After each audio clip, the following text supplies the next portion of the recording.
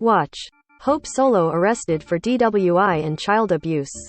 Michelle Carter is a free woman, and the debate over whether she ever should have been charged with a crime at all continues. I was surprised that she even got 11 months, Lynn Roy told People in an interview ahead of the March 29 premiere of the Hulu drama The Girl from Plainville, which revisits the events leading up to her 18-year-old son Conrad Roy II's death by suicide in 2014 and the fallout that ensued. But Lynn was satisfied by Michelle's conviction, she said. I wanted to make a point that Conrad's life mattered, and that was the most important thing too. Michelle was 17 when Conrad died and 20 when a judge found her guilty of involuntary manslaughter for telling him on the phone to get back in the car and finish the job when he called to tell her his plan to poison himself seemed to be working and he was scared. Michelle was sentenced to 15 to 30 months in prison but didn't start serving time until February 2019, after her appeal on the grounds that her texts were protected speech under the First Amendment was denied. She was released 4 months early for good behavior on January 23, 2020.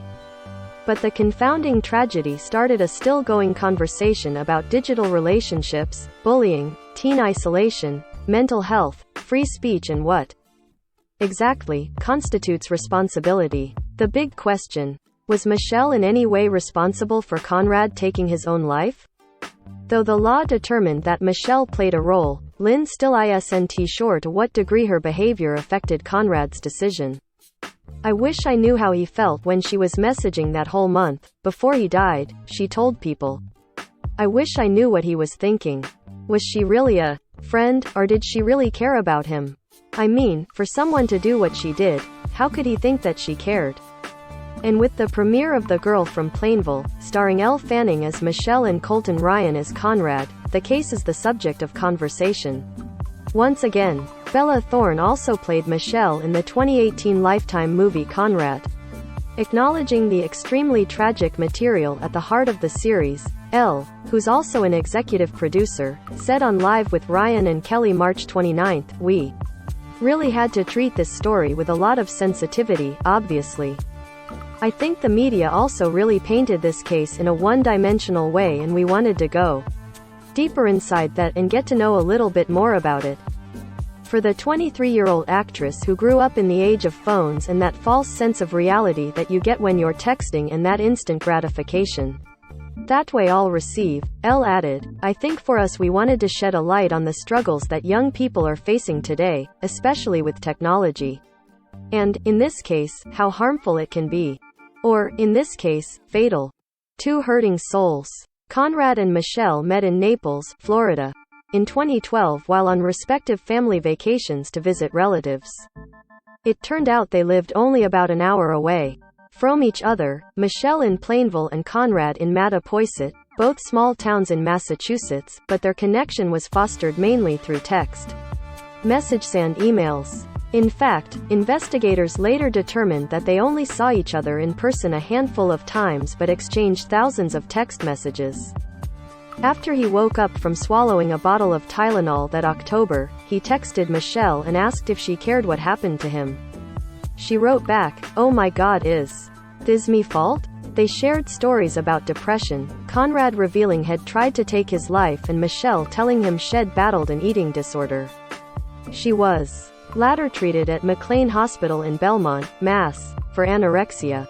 Michelle and Conrad were each other's confidant. Aaron Lee Carr, director of the two-part documentary about the case I Love You, Now Die, told E! News. When the film premiered on HBO in 2019, I think that you consistently see Michelle Carter reaching out to people for support and Conrad was sort of like this friend that was always in her ear. They communicated so much at these crazy intense intervals, and they really shared things that they had not shared with others. Carr set out to paint a more complete picture of what happened, wanting to avoid the broad brush Michelle was being painted with in the media, the assumption that was some sort of femme fatale. The filmmaker told E! that, while she started the project with the opinion that Michelle's actions were amoral and illegal, by the time she was finished she felt there were reasons to doubt the conviction. Michelle and her family did not participate in the documentary, but Conrad's did. Carr told E! that Lynn Roy telling her she had done a good job, after they arranged a preview screening for her at the HBO office, was the best feedback she could possibly get. Disturbing messages. Conrad graduated high school in 2014 and was accepted at Fitchburg State University for the fall. On June 13, he made a video on his computer in which he talked about his struggle with depression and a past suicide attempt. As revealed in all of their digital communication collected by authorities, Conrad told Michelle in text messages that he still thought about ending his. In message transcripts shared during her trial, 2 weeks before Conrad died, Michelle had sent him texts such as "Drink bleach. Why don't you just drink bleach? And jump over a building? Stab yourself, IDK. There's a lot of ways. Everyone will be sad for a while, but they will get over it and move on," she also wrote to him. "You just need to do it, Conrad. No more pushing it off. No more waiting." Conrad's last day. They exchanged dozens of texts on July 12, 2014. According to a log of all of their messages that day published by Boston 25 News, starting with Conrad checking in with Michelle at 12:40 a.m., she replied at 4:07 a.m. with Conrad, and moments later asked, "Why haven't you done it yet though?" At 4:28 a.m. he wrote her, "I really don't know what I am waiting for, but I have everything lined up." She wrote back, "No, you're not, Conrad. Last night was it. You keep pushing it off and you say you'll do it but you never do. It's always gonna be that way if you don't take action. Then, you're just making it harder on yourself by pushing it off, you just have to do it."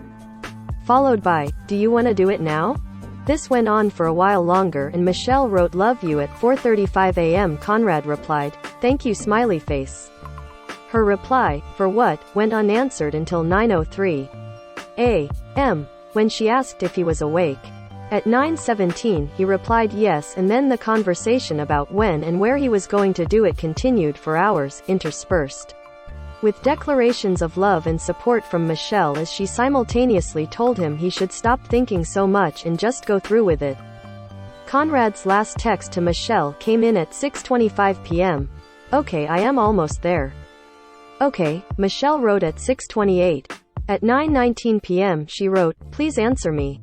And then, "I am scared, are you okay? I love you, please answer."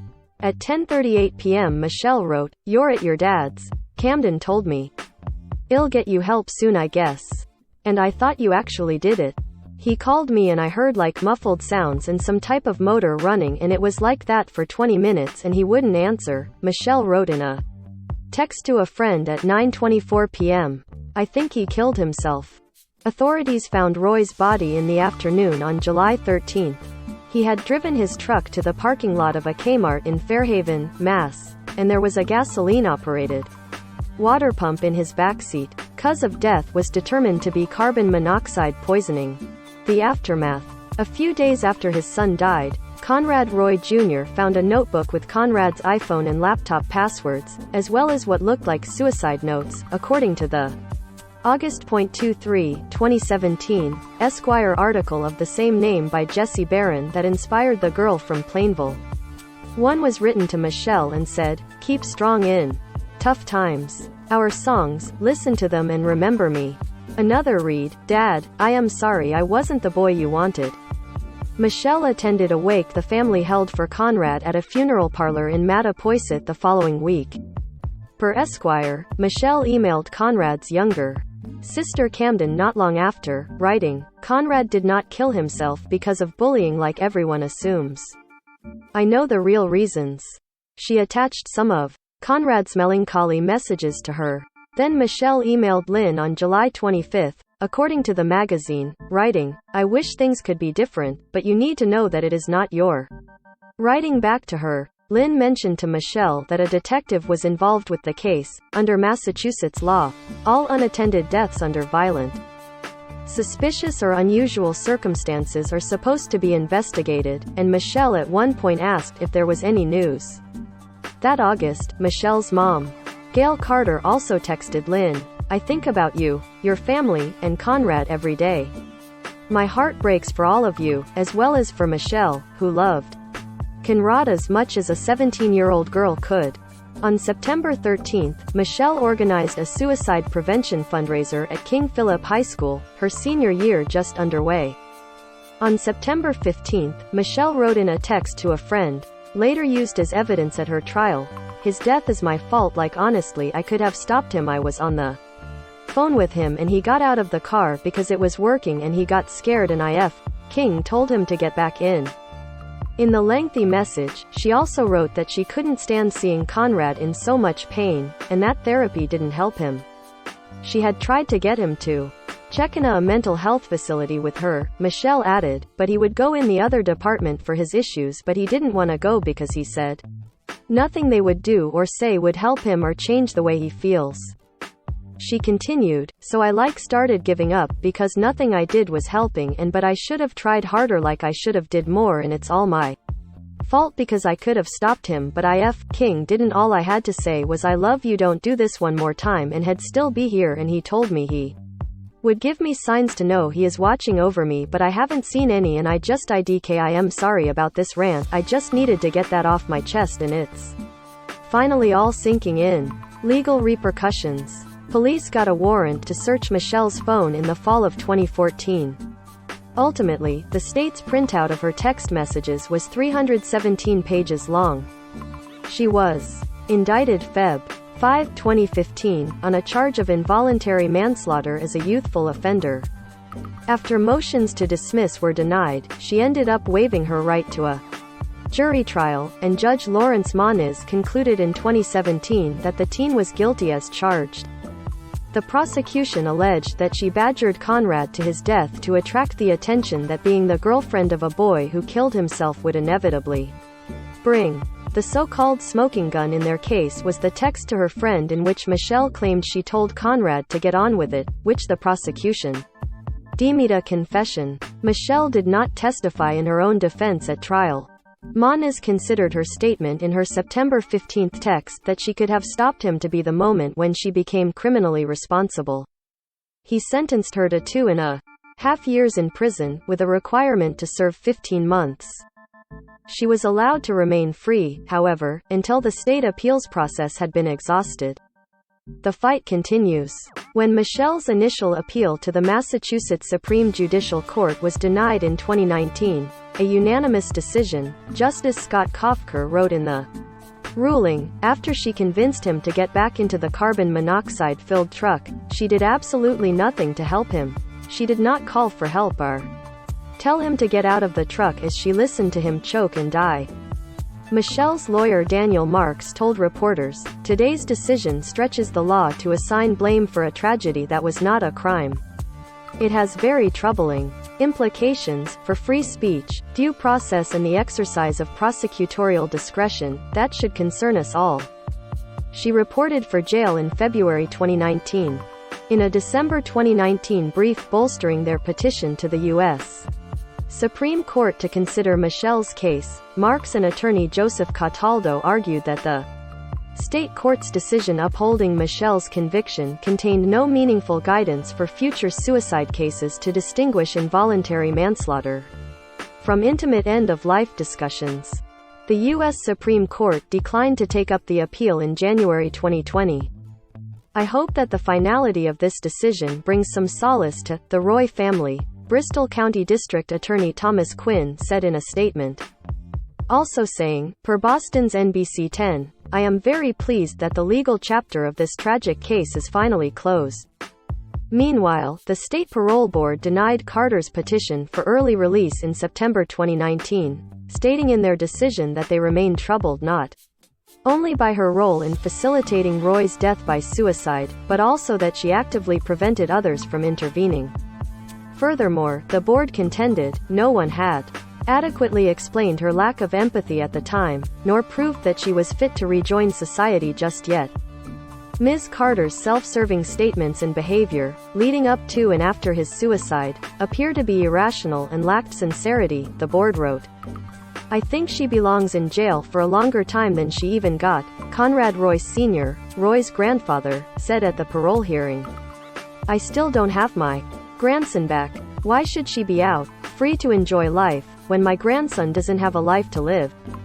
Also in 2019, state legislators introduced a bill to make suicide coercion a crime with a penalty of up to 5 years in prison.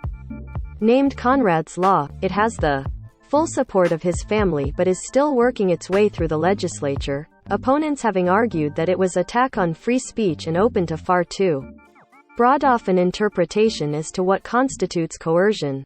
Truth be told, if this law existed, my son's case would have been settled more easily, his mother, Lynn Roy, testified before state lawmakers in 2019. What happened to my son is tragic and I don't want another mother to feel the way I do. Lynn told People in March that she hopes that getting the bill passed will help others, and that's what she focuses on. I don't want another family to deal with what I had to deal with, she said. Having called his son a sweet boy that lost his way, Conrad Jr. added, "No parent should go through this." The latest. Lynn had not seen any of the girl from Plainville, expressing dismay that there may be an attempt to defend some of Michelle's needless and evil actions. Yet she hoped more people would become aware of her son's fate in the ongoing effort to pass Conrad's Law. Since Michelle's release from jail in January 2020, Bristol County Sheriff's Office spokesman Jonathan Darling calling her a model inmate who got along well with others and had no disciplinary issues. The terms of her release included that she be unable to profit from media interest or other publicity of her. Her probation is due to end August 1, 2022, after which that no longer applies.